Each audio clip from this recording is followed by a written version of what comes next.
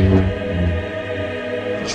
me, and together we can rule the galaxy as father and son. Hey everyone, and welcome back to the Nerdy Multiverse in yet another breakdown. Today we will be breaking down and giving our initial thoughts on the 4th episode of the Ahsoka series. A very action-packed, lore-filled, and absolutely beautiful episode, and this one being titled Fallen Jedi. We start this episode off basically where the previous one ended off, as the T6 Jedi shuttle sits in the middle of the forest on the planet of Cetos. Sabine tries to contact Hera in the ship, but it is to no avail, so she heads outside to discuss their plans with Ahsoka, as Huyang sticks around to repair the ship. Ahsoka suggests that if they can't get the map, they need to have it destroyed. So if they can't get to Ezra and Thrawn, nobody else can. Meaning they wouldn't have that chance to even look for Ezra if they did this. But it would ultimately stop Thrawn's return and another war. A very difficult decision that Ahsoka really just thought of, as she is all about the greater good, but of course Sabine thinks that this idea is very callous. Especially knowing that their friend is stranded out there with Thrawn still. It is very clear that Ahsoka is very well aware of how cunning, intelligent, and skilled Thrawn is in his battle tactics and everything else in between. He quite literally is the heir to the Empire, as she says herself. This title is actually a novel of Thrawn's written by the great Timothy Zahn. Sabine and Ahsoka get prepared inside of the ship to go and get the map, as Sabine prepares her Mandalorian gear, including her Westar 35 blaster pistols. All while Huyang finishes up the repairs outside of the ship, where he gets ambushed and attacked by an HK assassin droid, and actually does fairly well against such a droid, who are known for their combat skills. I mean, the iconic Old Republic character HK-47 is one of these droids himself. Now, I think it would be pretty cool to see Huyang wielding some lightsabers with his 4 arms, much like General Grievous, as it is quite clear he is very skilled in combat himself. Ahsoka and Sabine take notice of the enemies outside and work together using the mixture of Mandalorian combat skills and Jedi prowess to take down the enemies, and then head into the woods together to go and find the map. We see Shin Hati and Marok being ordered to go and hold Ahsoka and Sabine off, as the droids will not be enough. But Shin and Marok apparently will, which may be slightly true, but I think it's pretty clear that the only one who can truly hold Ahsoka off here is Baylan. Cutting to Hera as she gets aboard the ghost ship with Chopper and her son Jason, who she had with Kanan Jarrus, of course. Jason is very likely to become a Jedi himself in the near future, as his father Kanan was a very powerful one, before his sacrifice, of course. Something that I noticed here is that Jason is actually wearing Kanan's old shoulder piece that he often wore in Rebels, which I think is a very nice little touch. As Hera leaves the New Republic fleet that is orbiting Coruscant, a few X-Wings join her, including a Rodian pilot being the same species as Greedo, and of course Carson Teva, who has been in almost all of the Disney Plus Star Wars shows now. Cutting back to Cetos as Baylan stands by as Morgan uses her Night Sister magic to once again activate the map, so that they can calculate the hyperdrive coordinates, and if their estimates are even just a little bit off, they will be stuck in a void. Ahsoka and Sabine are stopped and met by Shin Hati and Marok in the forest, as round 2 of duels begin between these characters, as Shin and Sabine go at it while Ahsoka and Marok fight themselves. Making relatively quick work of Marok, Ahsoka uses samurai-like movements and slices Marok across his stomach, but as he seemingly dies, his body sort of explodes and lets out a cloud of what seems to be green sort of smoke, meaning Marok was likely a creation of Night Sister magic. This not only shows just how powerful Night Sister magic is, but also that Morgan likely can discreate different Maroks whenever need be. Of course, disobeying what Huyang said earlier, Ahsoka and Sabine split up, as Sabine stays behind to fight Shin while Ahsoka heads to the map. And as she arrives at the relic site and at the star map, Baylan is all robed up and waiting for her, rising up as they both take off their robes, ready for a duel to ensue. He ends up taunting her of her past and about Anakin, how everyone knew of him but very little survived to see what he became, Darth Vader. taunting her even more as any dark side user would do, as he blames Anakin's downfall on her, and that it is her fault that he fell to the dark side because she left the Order and abandoned him. This is something she already has blamed herself for countless times, so I'm sure this is just fueling her. Baylan says that he has a better future planned once he gets to Thrawn. This could mean a plethora of things. Maybe he just wants immense power, or maybe he wants to begin an order of his own. As the two ignite their sabers again, Ahsoka only uses one in a very samurai-like way. This is because she needs one of her hands to take the map. The two have an incredible lightsaber duel, one for the ages and one we really have not seen something like in a long time. Baylan with his heavy-handed attacks, much like Vader, and Ahsoka with her acrobatic and samurai-like attacks. Meanwhile, in the woods, Sabine and Shin are still going at it themselves, as Shin disarms Sabine and lays her out on the ground, as Sabine tries to use the Force once again to push Shin away, but she only makes Shin flinch. Shin mocks her and says that she has no power, as the two sneak past each other and head to the map themselves, as Ahsoka and Baylan continue their own duel, as Baylan says that Ahsoka and Anakin's legacy only brings death and destruction. Clearly, Baylan has some big resentment towards Anakin and Ahsoka due to what Anakin became and what he did to all of the Jedi in the temple that one night. Maybe Baylan lost somebody he had a bond with during Order 66. He could have even witnessed his own master's death, or a friend of his. He does seem very powerful and very skilled in lightsaber combat, so I am very curious to see if we find out who his master was in a future episode. Ahsoka uses her acrobatic movements to kick Baylan away so that she can go and grab the map, but as she does it, it burns her hand so much that she has to drop it, now limiting herself even more as she only is using one saber and is now injured in one of her hands, as Baylan presses the attack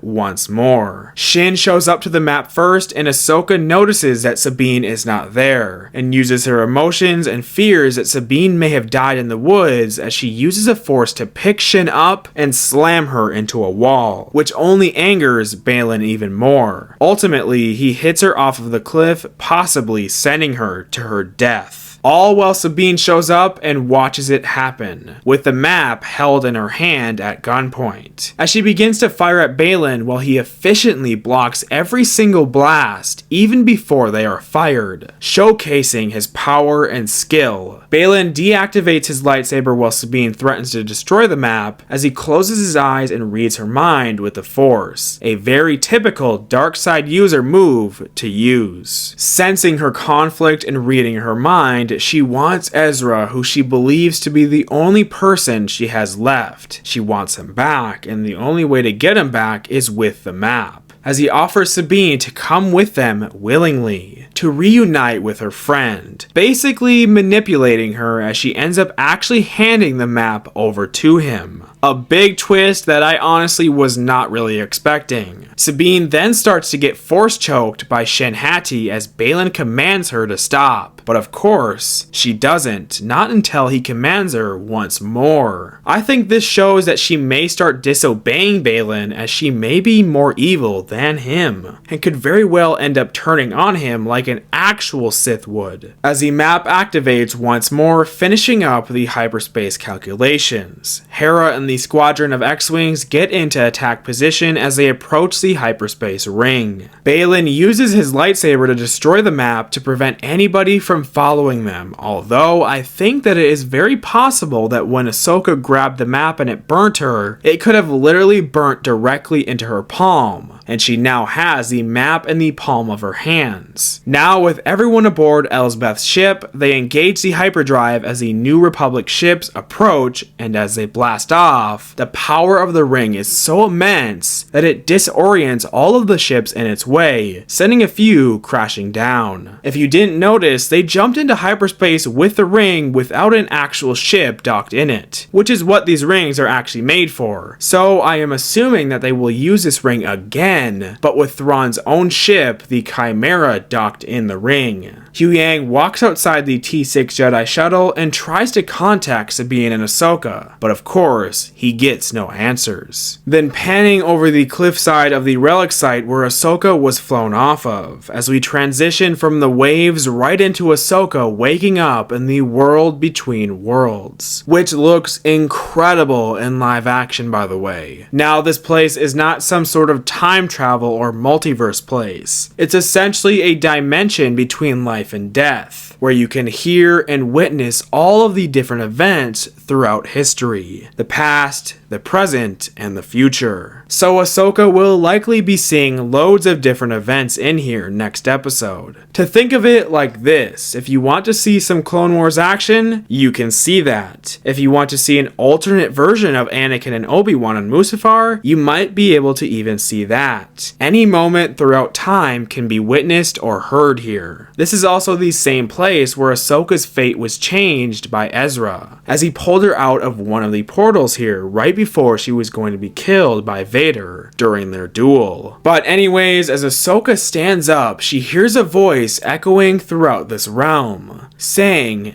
"Hey Snips, did not expect to see you so soon." Now, I'm sure everybody recognizes this voice, as she turns around with Anakin standing right behind her, as they smile at one another. Now, I'm actually pretty skeptical of whether or not this is Anakin or not. If we take another look, he is not a Force ghost, and he has his Revenge of the Sith outfit on, with the dark robes and the mechanical arm, meaning this version of Anakin is an unredeemed Anakin. We can also hear the shift of music towards the end, changing to Vader's theme. Now, I've seen a few others say this as well, but this could very well be the Son of Mortis, manipulating and creating an illusion to mess with Ahsoka. The Son is the embodiment of the dark side itself. And during the Mortis arc in Clone Wars, the daughter who was the embodiment of the light side sacrificed herself and practically transferred herself into Ahsoka to save her life. And ever since then, an owl known as Morai has been following Ahsoka around. It's been in Rebels and even in the background of The Mandalorian. So Ahsoka is basically the embodiment of the light side now, and it would make sense as to why she is able to just appear in this dimension. Even Palpatine, the most powerful Sith in existence, was unable to get into the dimension. So Ahsoka's case of being the new version of the daughter per se makes sense. Now, obviously, this could still be Anakin, and all of these theories that us fans keep making up aren't going to come true. But something still feels off, and they lead you to believe that with the Vader theme at the end. So if this is not the Son, maybe Ahsoka will be put through a test and have to face each version of Anakin or Vader. Without a doubt, though, the next episode will likely be a tearjerker, and we may see Anakin and Ahsoka walk together and witness different events throughout history. Anyways, though, as these two look at each other in the world between worlds, this is the end of the episode. And wow, overall, this was an absolutely incredible episode. The lightsaber duels, the callbacks, the reveals, everything just felt so authentic to Star Wars. All of these characters are amazing, and the fact that we have an antagonist like Baylan who is so intriguing every single time he is on screen is great. He's definitely going to go down as one of the greatest Star Wars antagonists. Every week it seems as if this series gets better and better. Dave Filoni deserves a raise. He is really shaping Star Wars in a way we all hoped to see executed. This was an easy 10 out of 10 episode for me, perfectly executed and so entertaining. And I seriously cannot wait for the next one. But of course, I would like to hear about your thoughts on this episode as well, so make sure to leave them down below. Thank you all for watching, and if you enjoyed our breakdown and review on this episode, don't forget to give it a like. And with that being said, we will see you all the next time that we go through and explore the nerdy multiverse.